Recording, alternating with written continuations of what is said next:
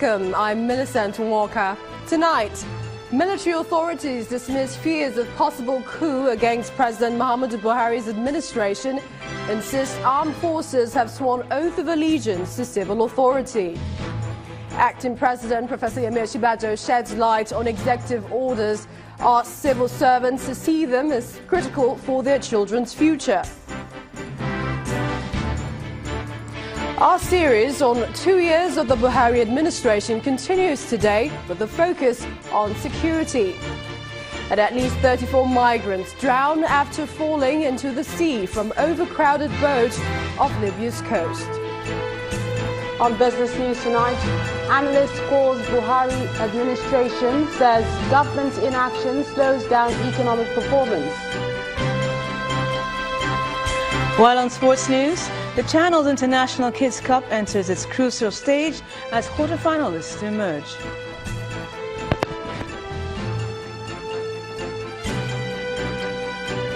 And from Abuja, Federal Executive Council pays respect to Coup, holds a minute silence for departed Channel's television State House correspondent.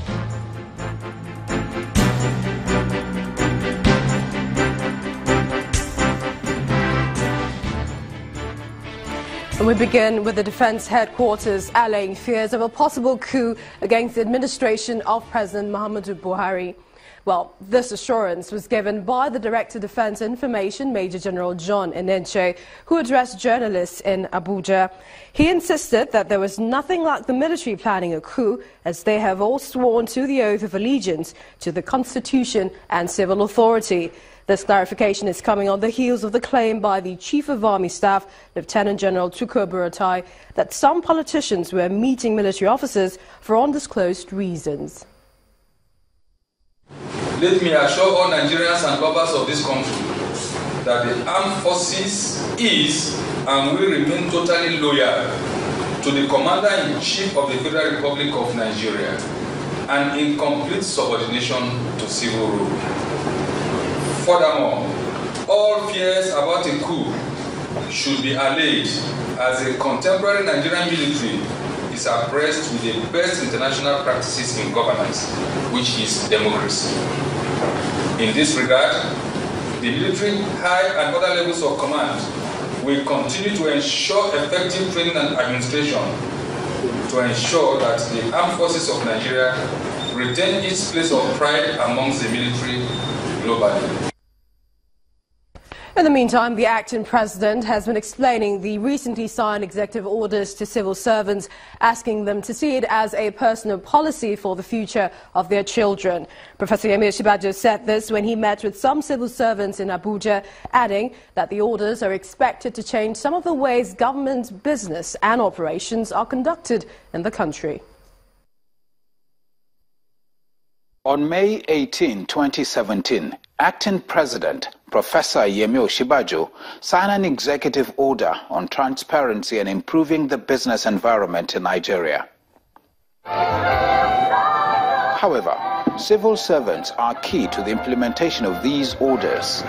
Hence, the acting president had an interactive session with middle cadre officers from ministries, departments and agencies to discuss the Executive Order 001 and 003, which are on ease of doing business and promotion of made in Nigeria products. By the trust bestowed on us, we hold the key to a brighter future for our nation.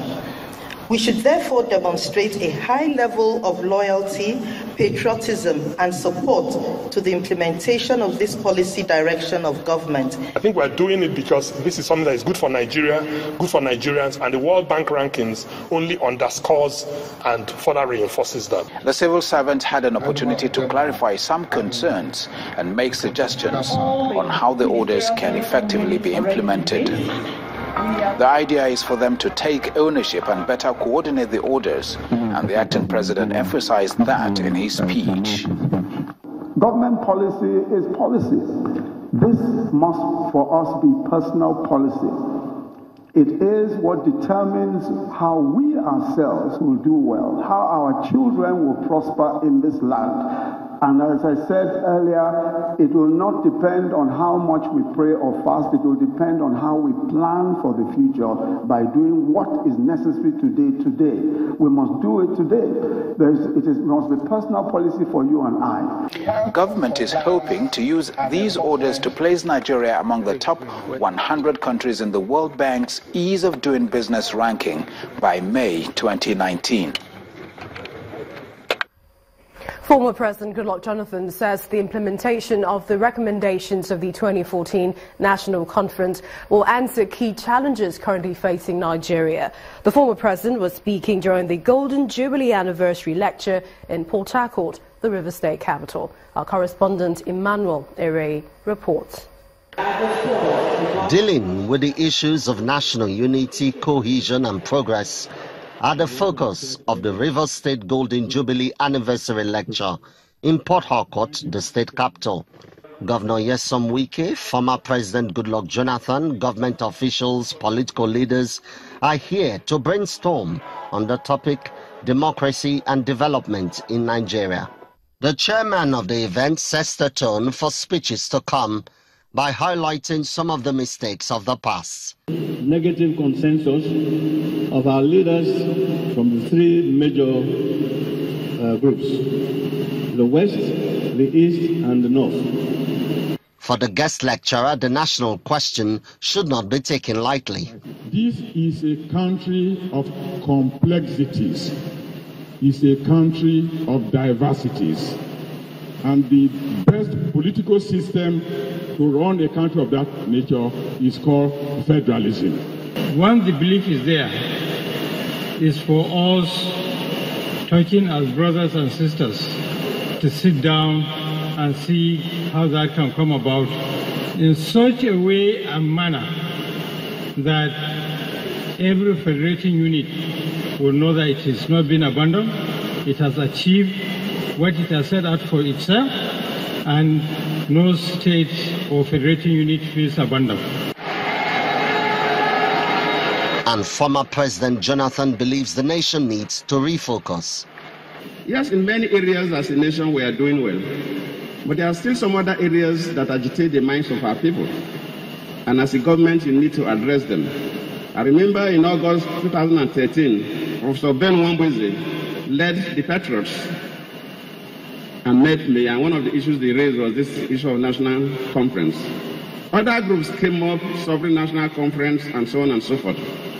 But I insisted that we must have a conference that will look at these gray areas that affect our people, those areas that are retarding our development, and fine-tune it for the good of our children and grandchildren.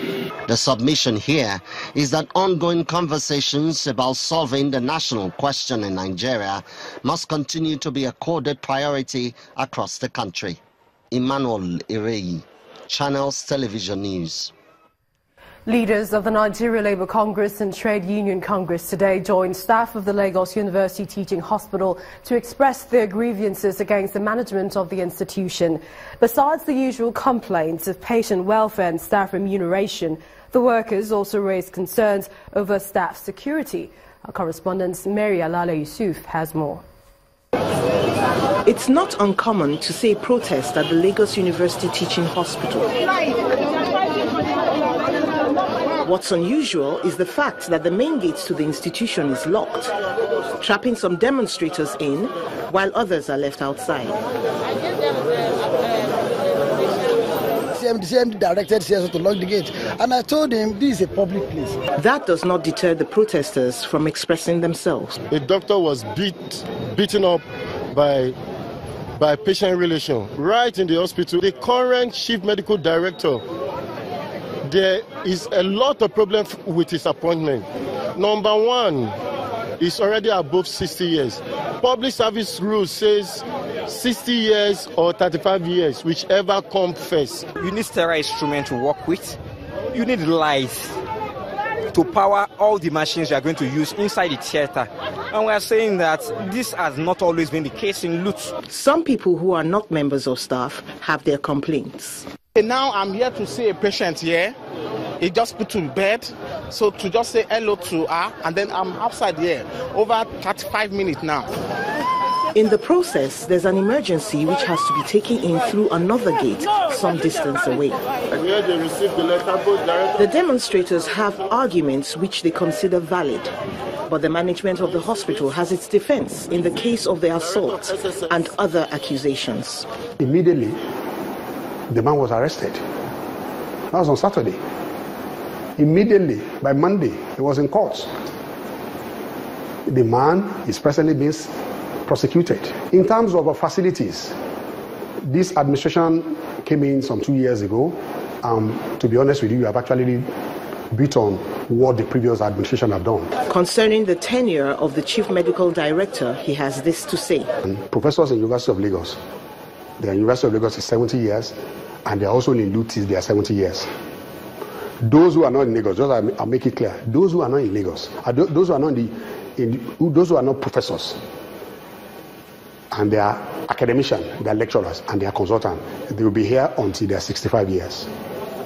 So the CMD is neither 65 nor 70. Professor Adeyemo concedes that there are challenges with electricity, but promises that in a matter of weeks, an independent power project will be operational on the premises. Mary Alale Yusuf, Channels Television News. And to the judiciary, the Federal High Court sitting in Lagos has assumed jurisdiction in the trial of an official of the Independent National Electoral Commission, INEC, Christian Nwosu. Mr. Nwosu is accused of receiving the sum of 30 million naira from a former Minister of Petroleum Resources, Mrs. Diziani Alison Madueke, to compromise the 2015 general election. The first defendant out of the 3 persons brought before the court, Mr. Nwosu had earlier admitted collecting the money in a plea bargain he had with the anti-graft agency, but backed out following the rejection of the terms of agreement by the judge, Justice Mohammed Idris. In its ruling today, the court assumed jurisdiction to continue the trial of the defendants. It also granted bail to Mr. Nwosu in the sum of 10 million naira with 2 sureties who must have properties within the jurisdiction of the court. Further hearing in the matter has been fixed for June the 26th to the 29th. The arraignment of 10 suspects linked with the collapse of a 6-story building in the Lekki area of Lagos on March the 8th last year could not go on today at the Lagos High Court sitting in Lagos Island. An application filed by one of the defendants, Shola Ulumofe, asking the court to dispense with his appearance until the issue of the court's jurisdiction is settled, effectively stalled the arraignment. The other defendants, including the MD CEO of Lekki Gardens, Young Richard, were docked, but before the charges could be read to them, the presiding judge, Justice Sibyl Nwaka, observed that 3 of the defendants were absent in court. The Commissioner for Justice and Attorney General of Lagos State, Adeniji Kazim, however, urged the court to issue a bench warrant for the arrest of the defendants absent in court. Justice Nwaka subsequently adjourned the case till June the 1st.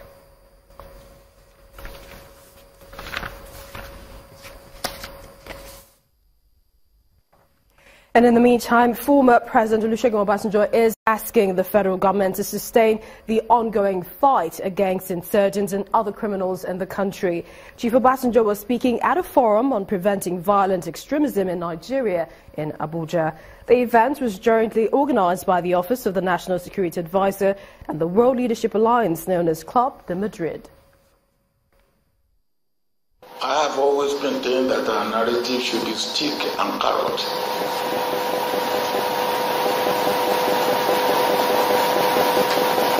A stitch in time, they say, saves 9. Let us come together. Let us work out what we can do for the development of the area. Let us do what will benefit everybody, not just a handful.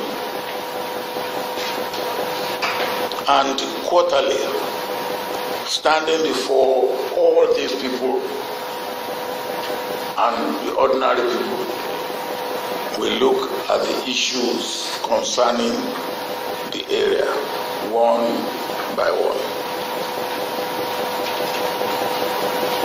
If you are a governor, what are you doing in your area, in your state, to address the needs of the people? If you are a local government Chairman, what are you doing? Former President Olusegun Obasanjo. In part 2, after the break, we continue our series on 2 years of the Buhari administration with a focus on security. We are being joined by retired military officer Colonel Yomi Dare. To stay with us.